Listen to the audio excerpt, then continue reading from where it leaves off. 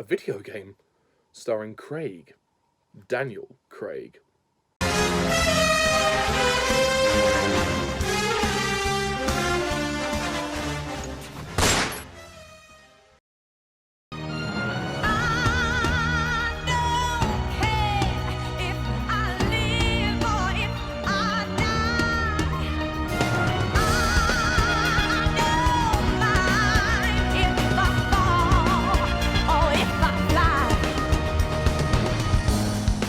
Hello Bond fans and welcome to my latest Bond video game review, where today I review Bloodstone for the PlayStation 3, which is another Bond video game and actually stars Daniel Craig as James Bond, released in 2010.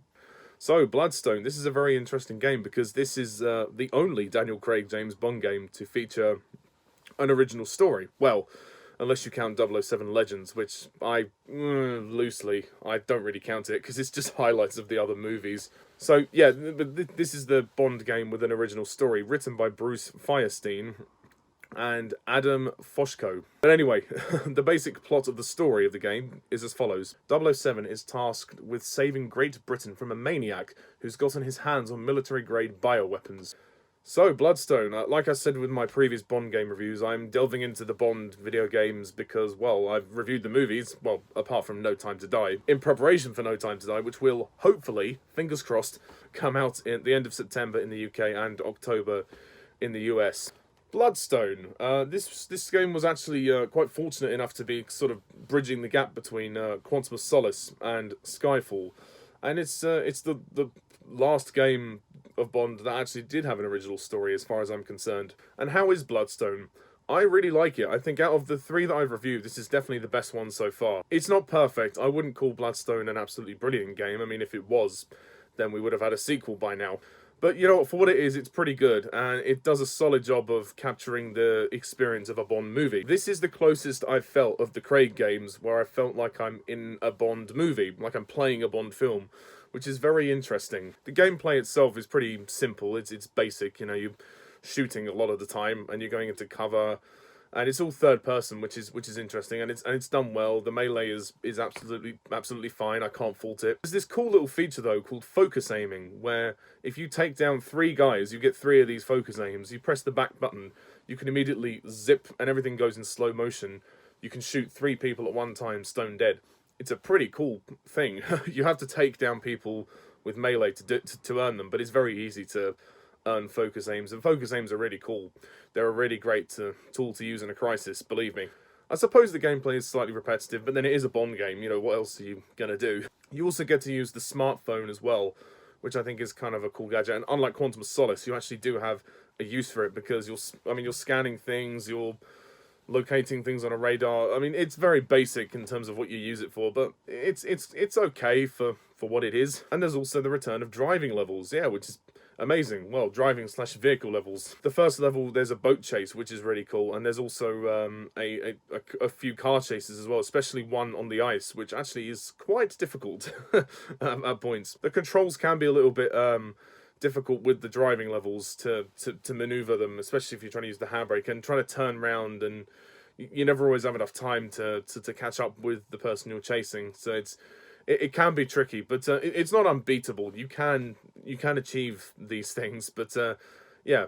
There's a nice variety with this game, which is appreciated. The only driving level I would say probably is unnecessary is the tuk-tuk chase. The tuk-tuk chase is it's a little bit awkward to maneuver, and because the vehicle's so slow, it's pointless to really have the level in there for me, to be honest. I just found that level a bit tedious. But like I said, this captures the feel of a Bond movie to a certain extent anyway. It's got a decent amount of witty dialogue, which I really like. There's a great bit of banter between Craig and Nicole, who's the main Bond girl of the story. It's nice to hear Daniel Craig actually voicing Bond in the game, and even though some of his delivery is slightly exaggerated, I would say, it's not completely fluid, but then again, he is doing a voice-over for a game, so it's slightly different to being on camera. I just think some of his deliveries aren't quite as polished. I wouldn't call this his best performance as Bond by a mile, but it's certainly nice to have him there, considering he was and, well, still is the current Bond. I mean,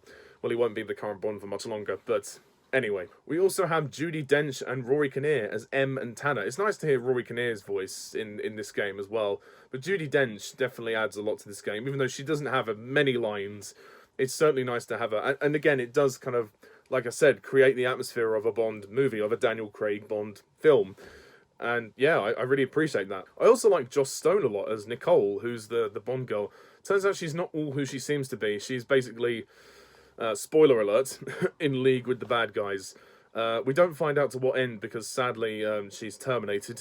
But yeah, this whole story kind of builds up to this mystery, which sadly isn't resolved because they were planning a sequel for the game that actually never happened because the sales were very poor, which is very sad. But Joss Stone gives a really nice bit of personality to Nicole, and like I said, I like the interactions between her and Bond, and there's a real good chemistry there. There's a nice bit of banter. Like I said, there's some great flirtation. There's great banter. This sort of dialogue would be good enough for a Bond movie. I really do think some of this dialogue works very well. What I also like is the fact that Joss Stone sings the title song. We actually have like a title sequence and title song for this game, which is really cool. And the Bloodstone title sequence is really cool. It's kind of an amalgamation of like Diamonds Are Forever and Casino Royale in terms of the Casino Royale title sequence. Anyway, the sort of Bond silhouette is very much felt, but there's loads of diamonds in the sequence as well. And the song itself, the Take It All, I mean, it's decent. It's a pretty good song, and it actually really fits quite well with the game. And I'm surprised they went to this effort to even have a song for this game, which I think is really commendable. And it's a really good tune. You just listen to it on YouTube or when you're playing the game. It's really cool. I really like it. For me, the biggest drawback of this game is the story. I like the story in the way that it sets things up, and there's certainly the hint at the end towards Nicole, sort of, well, potentially hinting at Spectre. I mean, it's not confirmed, but potentially you could argue that Bloodstone is a prelude to Spectre, because Nicole is hinting at this person who is everywhere and he's bigger than everyone else, which, to me, that sounds like it would be Spectre. I don't know if that's true, because there was never a sequel to this game, it was never confirmed, but I'd like to think that, she could have potentially been working for Spectre, and given now what the Craig movies have done in terms of them being their own respective timeline and connecting all the villains together, I wouldn't be surprised if all these people that Bond goes after in this game, leading back to Nicole, would all be a part of Spectre and working for Christoph Waltz's Blofeld. I mean, I know that wasn't the intention to begin with. So I choose to see Bloodstone as a sort of Daniel Craig's second, 2.5 Bond movie, if that makes sense, sort of in between Quantum of Solace and Skyfall. But obviously, it's a game, so the story of this game could potentially be a bridge or sort of be a companion to the other movies, to all of Craig's films. But for me, the issue with the story is that it's just very muddled. It seems to be this endless trail of villains, and it just doesn't seem to go anywhere towards the end. There's the lack of resolution, and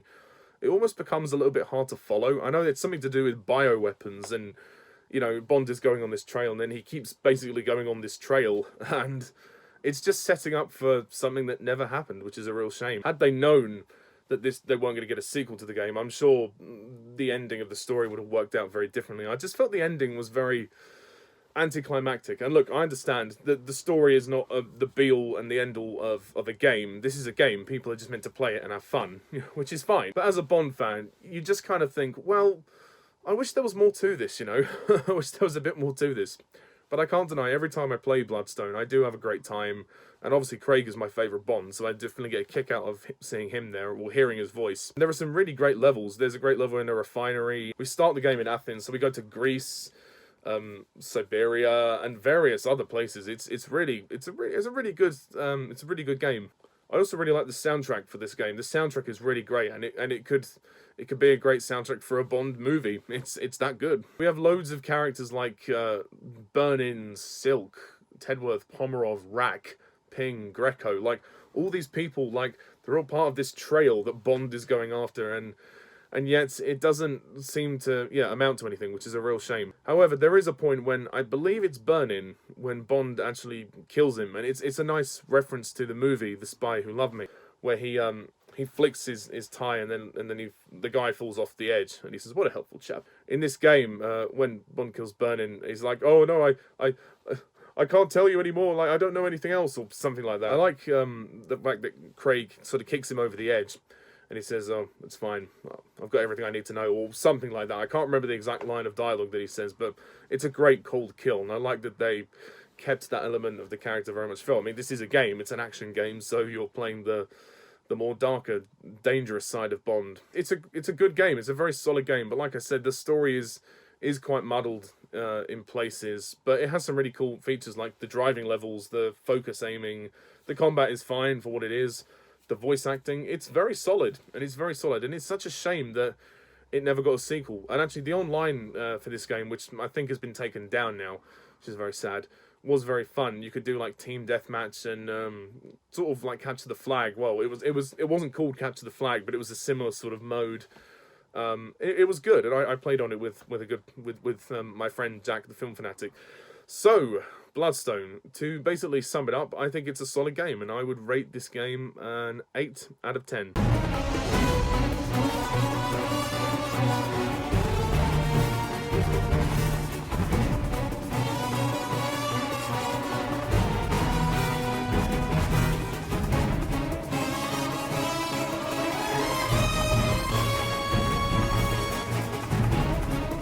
That brings me on to next time when I will review GoldenEye Reloaded for the PS3. So stay tuned for that review, and until next time, I'm Mr. TARDIS11. See you soon. Bye for now.